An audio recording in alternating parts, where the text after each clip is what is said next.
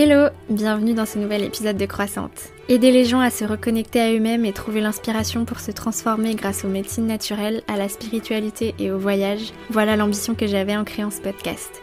Je suis Louise, ex-agent de voyage, étudiante en naturopathie et en yoga. Ici, nous partageons, mes invités et moi, nos réflexions sur le bien-être holistique, nos expériences d'éveil spirituel et nos déclics qui nous ont aidés à avancer dans la vie. Alors commence par prendre une grande inspiration, ouvre bien ton esprit et tes oreilles, prépare-toi à recevoir plein d'ondes positives. Et si le podcast te plaît, merci de le noter sur Spotify ou Apple Podcast et partage-le autour de toi ou tag-moi dans ta story.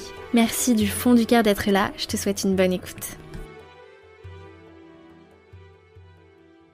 Hello tout le monde, j'espère que vous allez bien, que vous avez passé de bonnes fêtes et bien évidemment je profite de ce moment pour vous souhaiter une merveilleuse année 2022. Je vous souhaite de vivre plein d'aventures et surtout d'avoir la santé qui va avec, l'énergie de vivre pleinement votre vie. J'ai fait une longue pause de 3 semaines dans la diffusion du podcast entre mon voyage en Italie et les vacances de Noël. J'avais pas prévenu et c'était pas vraiment prévu à la base et j'espère que je vous ai manqué et que vous serez toujours nombreux à être au rendez-vous à chaque sortie d'épisode. Désormais d'ailleurs, pour soutenir le podcast, vous pouvez le noter également sur Spotify, pas seulement sur Apple Podcast, c'est nouveau. Quand vous êtes sur la page du podcast sur Spotify, vous pouvez cliquer sur les 3 petits points sous le titre et vous pouvez le noter 5 étoiles. Je vous invite s'il vous plaît à le faire pour tous ceux qui sont sur Spotify, ça l'aidera beaucoup à se développer. Je suis donc de retour avec un nouveau générique un peu amélioré. Je me suis dit qu'il était temps de changer un petit peu parce que je pense qu'il était un peu trop long. Vous deviez en avoir marre de l'entendre et de le passer pour aller plus vite tout le temps. Alors pour le tout premier épisode de 2022 et en ce début d'année, j'avais envie de vous faire un épisode solo d'abord parce que j'ai plein d'interviews qui arrivent mais je voulais commencer par un épisode solo pour vous partager non pas mes résolutions mais dans un premier temps je voulais faire un épisode sur mes rituels du matin, mes rituels quotidiens que j'ai testés depuis plus d'1 an et qui ont marché pour moi et qui sont vraiment entérinés dans ma routine maintenant et dans un second temps, dans une deuxième partie d'épisode, je voudrais aborder une réflexion plus générale sur quelles intentions pour l'année peuvent nous faire du bien sans nous rajouter d'injonctions, d'obligations, d'objectifs à atteindre, etc. Avant de commencer l'épisode, laisse-moi te parler de mon partenaire affilié Evolume, mon application de méditation guidée dont je parle longuement dans l'épisode 15. Si tu veux profiter d'une carte cadeau pour tester gratuitement l'application pendant 1 mois, avant de télécharger l'application, clique sur le lien que je t'ai mis en bas en description d'épisode et entre le code Croissante. Tu auras accès à l'application gratuitement avec toutes les fonctionnalités et les rituels de méditation quotidiens pendant 1 mois. Ensuite, tu pourras choisir soit de rester abonné au prix normal ou tu pourras même payer moins cher si tu en fais la demande. Et si tu ne souhaites pas continuer la formule payante, aucun souci, tu peux résilier à tout moment, mais tu auras à vie une bibliothèque de programmes de méditation gratuits, donc de quoi prendre soin de toi, de ton bien-être, de ta santé mentale et manifester tes rêves. À chaque fois qu'une personne profite de ma carte cadeau, je reçois une petite commission. Merci à tous de jouer le jeu, de vous faire du bien en me soutenant et en soutenant le podcast. Allez, je te laisse maintenant écouter l'épisode, bonne écoute. Pour passer une bonne année, je pense qu'il faut déjà commencer par passer une bonne journée, en tout cas une succession de bonnes journées, et pour passer de belles journées, il faut déjà bien les commencer dès le réveil en fait. Donc pour le premier épisode de l'année, j'avais envie qu'on parle de bien-être bien évidemment et de vous partager un peu mes routines matinales pour peut-être inspirer certaines à prendre un peu plus le temps de prendre soin de soi dès le matin avec de petits gestes simples. J'avais fait une vidéo sur Instagram l'année dernière sur ma routine d'hygiène buccale ayurvédique du matin qui avait beaucoup plu. Donc je me suis dit que je pouvais un petit peu reprendre tout ça et que je pouvais étoffer tout ça dans un podcast. Alors je ne veux surtout pas produire un énième contenu Miracle Morning qui met la pression aux gens à leur dire faites ci, faites ça. Si t'as pas fait ta méditation, ton yoga, ta respiration, ton bas de bouche, tes 30 minutes de marche, ton nettoyage du nez, t'as raté ta vie. Non, sachez que toutes les choses dont je vais vous parler ici, pour la plupart je les fais pas tous les jours et je suis pas là pour rajouter des injonctions à faire de plus en plus de choses. D'ailleurs je ne vais pas que parler de choses à faire mais aussi de choses que je voudrais arrêter de faire. et qui sont un peu ces choses-là, mes résolutions 2022. En tout cas, faire plus de place pour des choses essentielles.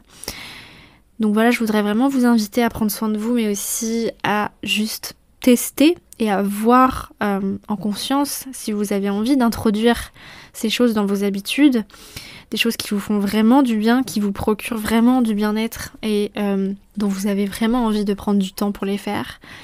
Et c'est ok s'il y a des choses qui vous saoulent, que vous n'avez pas envie de faire, ou encore c'est ok s'il y a certaines choses que vous faites seulement de temps en temps. Au-delà du fait que oui, le début d'année, il y a une tradition des résolutions qui arrivent, etc. Je ressens quand même que ça va au-delà de cette injonction sociale à prendre des résolutions, mais qu'il y a aussi quelque chose dans l'univers qui fait que ce moment-là de l'année, genre fin décembre, début janvier, avec notamment l'arrivée de la saison du Capricorne, qui est quand même en astrologie l'archétype du chef, du boss, du père, et couplé au passage du solstice d'hiver et les jours qui vont rallonger, le retour de la lumière, etc. On ressent en fait tout ça, toute cette énergie dans nos chairs et je pense qu'on est véritablement poussé à se remotiver, à se fixer des objectifs et à aller trouver de l'énergie pour avancer dans la vie à cette période-là de l'année. Je vais vous parler du coup dans un premier temps de ma dinacharya. En sanskrit ça veut dire routine ayurvédique quotidienne en fait. Il y a aussi un autre terme dans le yoga qui est le shatkarma, qui sont des procédés de purification du corps assez poussés, de nettoyage des organes, de purge, etc. Lavement des intestins, de l'estomac, des sinus, des yeux. Je reparlerai peut-être de ces rituels yogiques plus en profondeur plus tard, après ma formation de yoga, parce que on va en pratiquer quelques-unes pendant ma formation, le mois prochain. Alors, avant ça, depuis peu, en fait, déjà, la toute première chose que je fais en me levant le matin, c'est prendre ma température. J'ai commencé à pratiquer la symptothermie pour connaître mon cycle menstruel, repérer mon ovulation et l'arrivée de mes règles, et petit à petit connaître du coup ma fertilité. Comme vous le savez sûrement déjà, j'ai décidé d'arrêter la pilule il y a maintenant 1 an et c'était vraiment la meilleure décision de ma vie. Ça a vraiment complètement changé mon énergie et ma santé mentale. J'en ai déjà parlé dans un de mes premiers épisodes, l'épisode 5 je crois. Et j'utilise l'application Moonly pour renseigner mes températures et mes symptômes. Et je suis juste ultra reconnaissante de cette appli parce que c'est vraiment dingue de pouvoir apprendre à se connaître, à pouvoir avoir une régularité, des repères. Et je suis super reconnaissante aussi envers mon corps d'être aussi magique, rythmé, cyclique. Mais bref, fin de la parenthèse, revenons à des pratiques plus liées au bien-être et aux routines du matin. Donc premièrement, je pratique immédiatement après m'être levée le nettoyage de la langue au gratte-langue. Ça, comme la prise de température, c'est vraiment les deux choses dont je ne déroge jamais, jamais, jamais, au grand jamais. J'utilise un gratte-langue en cuivre qu'on trouve facilement aujourd'hui un peu partout sur internet et dans les boutiques. En fait, ça permet de bien enlever efficacement les débris de bactéries indésirables que le système digestif fait remonter pendant la nuit sur la langue. Ça permet de ne pas venir stresser le système digestif et immunitaire en ravalant ses déchets, en prenant son petit-déj par exemple, et ça permet aussi de lutter contre la mauvaise haleine, etc. De temps en temps, je pratique ce qu'on appelle en Ayurveda Gandusha, qui est le bain de bouche à l'huile de coco ou de sésame. En fait, l'huile va attraper les bactéries qui sont liposolubles. L'huile de coco est aussi un excellent blanchisseur pour les dents. Et en fait, l'année dernière, j'ai eu un gros problème à la mâchoire. Ça faisait quelques mois, voire années, que ma mâchoire craquait. Parfois, quand je mangeais, et surtout le matin, elle était un peu bloquée. À tel point qu'en décembre, il y a 1 an, pendant ma période de gros chagrin et de gros stress, je pouvais même plus ouvrir la bouche le matin pour manger. À tel point que j'ai été chez une éthiopathe qui m'a fait travailler l'articulation en profondeur, puis je suis allée chez une dentiste en urgence qui m'a dirigée vers un spécialiste qui, tenez-vous bien, m'a dit que j'allais rester comme ça toute ma vie et que je devais m'estimer heureuse parce que d'autres personnes dans mon cas avaient une amplitude encore moindre d'ouverture de la bouche et qu'ils allaient manger à la paille toute leur vie, que c'était irréversible. Et il m'a fait un devis pour une opération non remboursée à 1 000 € sans garantie que ça fonctionne. Et je suis repartie du cabinet bien embêtée et j'ai commencé à faire Gandusha, donc le bain de bouche à l'huile de coco tous les matins avec de l'huile essentielle d'eucalyptus qui est un décontractant musculaire. Et en quelques jours, j'avais plus rien. Et en fait, je me suis rendu compte que c'était juste à cause du stress, beaucoup de tensions localisées à cet endroit-là, dû je pense à un problème dans mon expression en fait. À ce moment-là, je vivais un gros choc émotionnel. Et mon éthiopathe du coup m'a fait réaliser que c'était pas pour rien que je pouvais plus ouvrir la bouche parce que j'avais tout simplement pas réussi à m'exprimer, à exprimer mes sentiments comme je l'aurais voulu en fait. Et je pense que c'est pas pour rien si tout ça m'est arrivé et que quand j'ai réussi à guérir de tout ça, naturellement, j'ai retrouvé mon énergie d'expression et que mon chakra de la gorge s'est soigné et que je me suis lancée dans le podcasting. Bref, je me suis égarée, tout ça pour dire que cette technique de bain de bouche ayurvédique est vraiment holistique. Elle soigne aussi bien des problèmes bucco-dentaires que des problèmes liés à l'expression, au chakra de la gorge, etc. Donc je vous conseille vraiment de tester et de voir la différence si vous avez des problèmes, que ce soit physiques ou un petit peu psychologiques, d'expression, etc. Autre technique ayurvédique et naturopathique que je fais le matin, je pratique le brossage à sec de tout le corps avec une brosse corporelle on vient se frictionner en fait le corps donc à sec en dehors de la douche. C'est une excellente technique pour réveiller le corps et activer la circulation sanguine et lymphatique. Et c'est une technique extrêmement efficace aussi testée et approuvée contre la cellulite et l'aspect peau d'orange. Si vous vous sentez fatigué le matin, que vous vous sentez lourd, que vous avez tendance à faire de la rétention d'eau au niveau des cuisses, n'hésitez pas à le faire tous les matins ou très régulièrement. C'est aussi très bon pour le système immunitaire parce qu'on va ramener la lymphe dans les zones d'épuration et on va pouvoir ainsi purifier nos tissus. Par contre, si vous êtes plutôt avec une nature plutôt maigre, avec la peau sèche et avec un tempérament nerveux, ne le faites pas tous les jours parce que ça peut accentuer le dosha vata qui est lié à ces caractéristiques. Après le brossage à sec, soit je prends une douche et dans ce cas, après le brossage à sec, le corps est bien chaud et du coup le rinçage à l'eau froide, la douche écossaise est beaucoup plus facile à faire et là vous avez un super combo pour activer la circulation, le drainage et une action anticellulite. Soit du coup après le brossage à sec je peux réhydrater ma peau avec un mélange d'huile maison et des huiles essentielles type orange douce qui agit aussi sur la cellulite. Pour ma routine du visage, je commence par m'asperger d'eau florale ou d'hydrolat dès le réveil avant de me passer vite fait un petit coup de coton d'eau micellaire. Et là je commence un rituel aussi que je fais vraiment quotidiennement, que j'adore, c'est le massage du visage. Ça aussi c'est une habitude que personnellement je déroge plus. Je fais aussi mon mélange d'huile moi-même. Je mélange de l'huile de jojoba, de l'huile d'argan, de rose, de figue, de barbarie. En gros toutes celles qui ont des propriétés anti-rides, anti-acné. Avec aussi de l'huile essentielle de titri, de lavande pour les cicatrices et de géranium rosa anti-vieillissement. Et je me masse le visage en suivant plusieurs techniques que j'ai trouvées auprès de comptes comme Pimp Your Prana, Gym du visage et sur YouTube aussi vous pouvez en trouver plein, que ce soit massage du visage ou musculation du visage, yoga du visage, etc.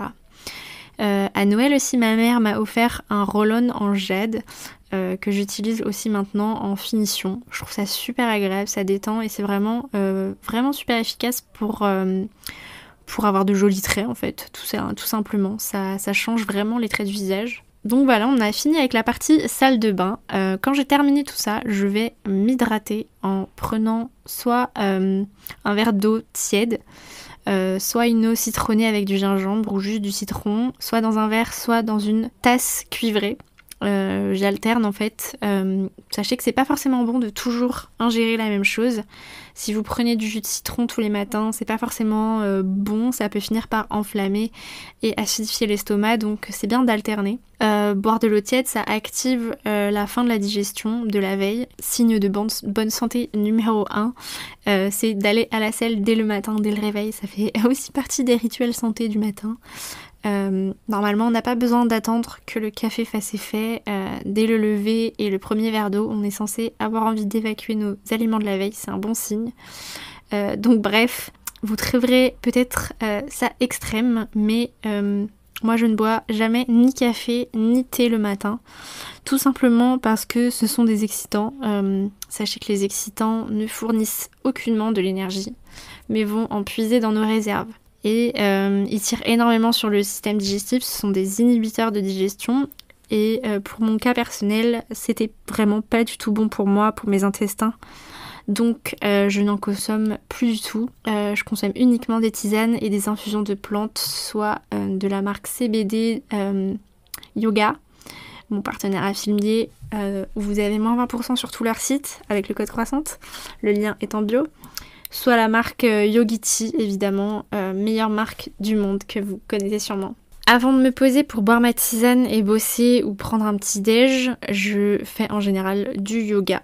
Clairement, le mouvement, c'est très important le matin pour se dérouiller, se détendre, se connecter à son corps, à ses ressentis, poser des intentions et activer son énergie pour la journée. Vous n'êtes pas obligé de faire ça, de faire du sport, de faire du yoga dès le matin. Il faut absolument que vous trouviez quelque chose qui vous plaise et qui vous donne envie de show up, quoi. Moi, je me suis vraiment rendu compte que j'aimais le yoga parce que pour moi, c'est pas une corvée, je suis vraiment contente de le faire, je me sens bien quand je le fais. Enfin voilà, le fitness aussi, c'est bien, mais enfin, ça n'a rien à voir, ça ne me donne pas de plaisir, c'est un peu une corvée pour moi quand même, donc je me suis vraiment... Cette année, j'ai vraiment priorisé le yoga.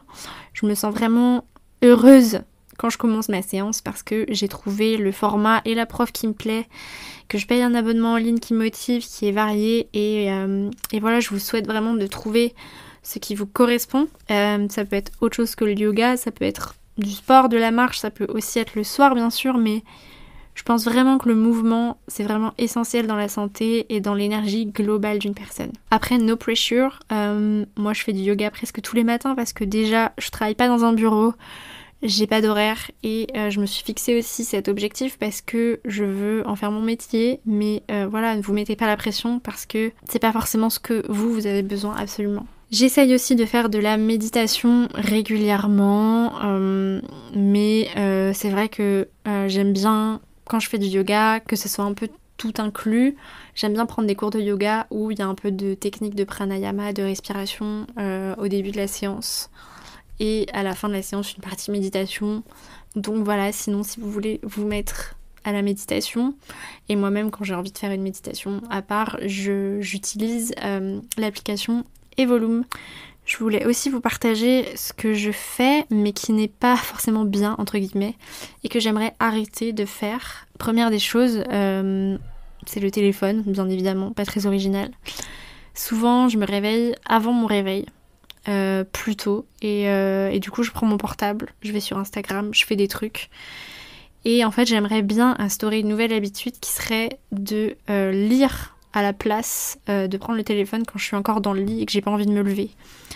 J'aimerais bien mettre en place cette règle aussi de pas de téléphone dans la chambre. Ce serait vraiment pas mal. Autre chose que je fais et que je pense que beaucoup font, que j'aimerais arrêter et que ouais, je pense que ce serait bien pour tout le monde de ne plus faire ça, surtout dès le matin, c'est se scruter dans le miroir systématiquement. Je me regarde les boutons, je me regarde l'acné, les imperfections, les poils et la cellulite. Je regarde si mes fesses sont pas trop grossies. En fait, je fais ça tout le temps, tous les matins, mais pas que le matin, plusieurs fois dans la journée. Et je pense que c'est vraiment pas ouf pour l'estime de soi. Je me rends compte que je suis un peu obsédée par certaines imperfections, notamment les micro-kystes que j'ai sur le visage. Et des fois, je me prends en photo et je me dis... Voilà, j'en ai beaucoup, faut que je fasse un avant-après pour si jamais dans 2 mois j'ai trouvé un truc et que j'en ai moins. Et au final, je retrouve la photo des mois plus tard et en fait, je me dis mais mais non, mais j'avais rien. Et en fait, à ce moment-là, je me rappelle que je me trouvais pas bien, alors qu'en fait, j'étais très bien. Et en plus, c'est des choses que les autres ne voient absolument pas.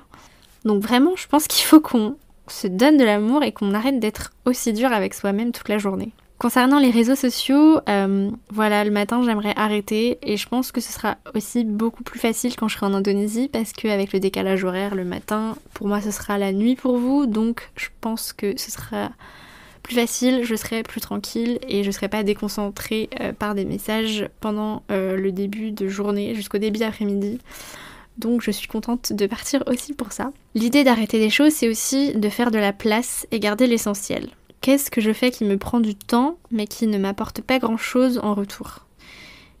Si je supprimais cette activité qui me prend du temps pour rien, qu'est-ce que je pourrais mettre à la place qui vaudrait plus la peine ? Les bonnes résolutions, c'est pas que se mettre la pression pour faire plus, mais ça peut aussi faire moins, tout simplement. Faire du tri dans ses habitudes pour laisser la place. Laisser la place aussi peut-être pour faire des choses qui nous plaisent plus, en fait. Je me suis rendu compte ces derniers jours qu'on pouvait extrapoler cette idée de réajuster les choses essentielles et non essentielles, pas seulement sur des petites habitudes du quotidien, mais aussi sur nos choix de vie en général. En ce début d'année, pourquoi ne pas réfléchir aux choses auxquelles on est attaché, mais qui ne nous servent plus, pour peut-être accueillir des choses auxquelles on ne voulait pas s'attacher, en se donnant des excuses, peut-être par manque de temps ou par peur. Si je vous dis tout ça, c'est parce que je me suis rendu compte ces derniers jours que malgré moi, j'ai réussi à faire ce travail sans le vouloir en fait.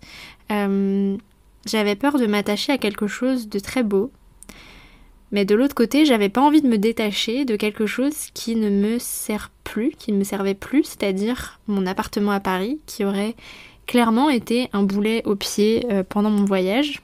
Pour être plus précise aussi, je voulais pas m'attacher en fait au garçon qui est rentré dans ma vie parce que j'avais pas envie de penser à quelqu'un en partant en voyage. Je voulais vivre le moment présent en étant libre et indépendante, sans avoir un boulet au pied aussi, entre guillemets, une relation et quelqu'un à qui je dois rendre des comptes ou accessoirement d'être en plein milieu de mon yoga teacher training à Bali et au lieu de profiter d'aller sans cesse regarder dans mon téléphone s'il y a un mec qui m'a écrit à 16 000 km. Si j'ai eu peur de ça, c'est parce que je l'ai vécu quand je suis partie en Mongolie, j'étais en couple et j'ai pas du tout profité de mon voyage à cause de ça parce que j'étais sans cesse en train de penser à la personne parce que j'avais trop d'insécurité. Et bref, comme par hasard, ou je devrais dire plutôt comme par magie, quand j'ai décidé de lâcher mon appart, ma relation avec ce garçon a pris un tournant inattendu. La vibe a vraiment changé. Les sentiments se sont accrus et je me suis naturellement attachée à lui. Et du coup, on a décidé de partir ensemble, de se laisser aller, de vivre l'aventure ensemble et de se mettre dans une relation exclusive. Alors que ça me faisait peur à la base, alors que pourtant c'était beaucoup plus logique que j'ai peur de devoir rendre des comptes et m'inquiéter pour la sous-location instable de mon appart alors que j'allais plus y vivre. Et en fait, c'est comme si j'avais fait de la place.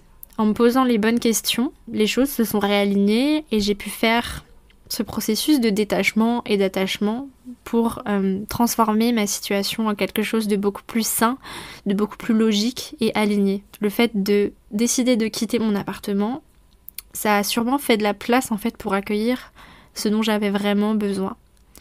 J'ai besoin de liberté, certes, j'avais pas besoin de garder cet appart où je ne vivrais plus. Et en revanche, un compagnon de voyage, quelqu'un sur qui compter, quelqu'un avec qui partager cette aventure, j'en avais probablement plus besoin. Alors c'est pas un processus facile quand je me suis rendu compte que réellement j'avais 30 jours pour tout quitter, vendre toutes mes affaires dont je suis attachée.